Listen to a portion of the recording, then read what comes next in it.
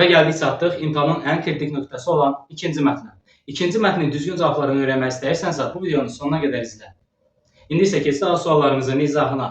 Keçək ikinci mətnimizə bir qədər çətin test tapşırıqlarımız var. Təbii ki, 9-cu sinif şagirdlərimiz üçün vaxt itirmədən suallarımıza baxaq.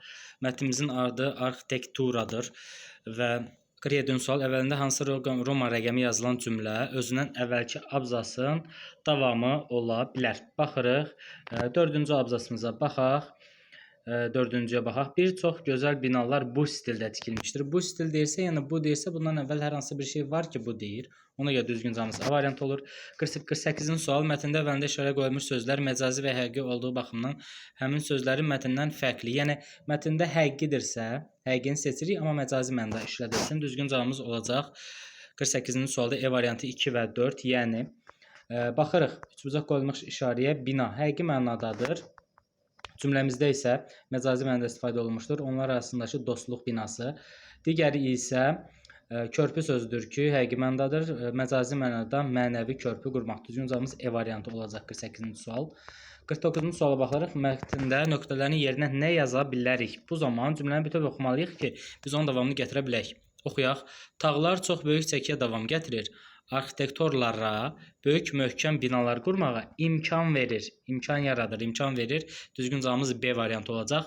50-ci sual mətndə üzərində rəqəmləri yazılır və əvəz edə bilənləri və bilməyənləri götürəcəyik. Məsələn, təyinatına, quruluşuna əvəz edə bilmir, biri götürmürük. 2-də zərif sözü cansız götürə bilmirik. 3-də üslub olar, stil olar. Mənim üslubum var, stilim var. Ola bilər, biri 3 olacaq. Sonra digərlərinə baxaq. 5-ci istiqamətlər meydana çıxır, istiqamətlər yaranır, yəni bu 5 əvəz edə bilmir, götürəcəyikmi?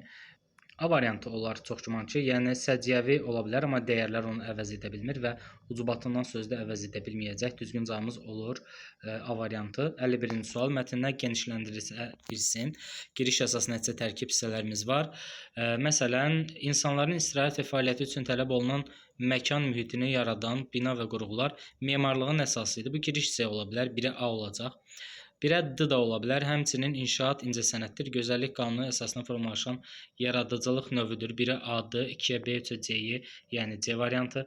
52-ci sual mətndə bu haqda məlumat var. Mətndə bu haqda məlumat yoxdur. Buna baxacağıq.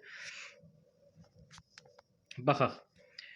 Bu zaman biz bir doğru olacaq. Hər dövrün memarlıq üslubu, özünə məxsusluğu və rəngarəngliyi ilə seçilir. Sonra 3 ola bilər. 3 əsrə yaxındır ki, bu da var. Amma 4 haqqında məlumat yoxdur. Düzgün cavabımız olur D variantı. 53-cü sual mətndə tünd qara hərflərlə verilmiş sözün eyni mənada işlənməsi düzgün cavabımız B variantı olur. Qurmaq sözü həqiqi mənadadır və mətndə də həqiqi mənasında işlədilmişdir. 54-cü sualımız var. Cədvələ əsasən uyğun fikirləri tapırıq. Doğrudan doğru, yanlışdan yanlışı götürəcəyik. Yunan arxitekturasına aid heç bir nümunə müasir dövrümüzdə mövcudluğunu qoruyub saxlaya bilməmişdir. Yanlış fikirdir. Götürmürük. Kilsə, qala, qəsrlər Orta əsr Avropa memarlığının tərkib hissəsidirmi? Bəli. 2 ola bilər. Yanlışlardan qədim tikililər insanları təbiət təsirindən qorumağa xidmət edirdi. Xeyr, belə bir şey yoxdur. 2, 4. 5 də yoxdur. Kotik tərzi həm orta əsrlər, həm memar, həm də piramidlər üçün xarakterlidir. Xeyr. Düzgün cavabımız olacaq 54 B variantı. Digərinə baxaq. 55-ci sual. Arxitekturada istifadə olunan vasitələr sadədən mürəkkəbə doğru təkmilləşirdi. Buna baxmaq üçün İkinci abzasımıza baxırıq. Qədim tikililər deyir sadə idi. Sadə necə idi? Məsələn, belə deyək, yağışdan, küləkdən qorunmaq üçün idi. Və dalınca deyir ki, mürəkkəb binalar tikilir. Bunlar hansıdır?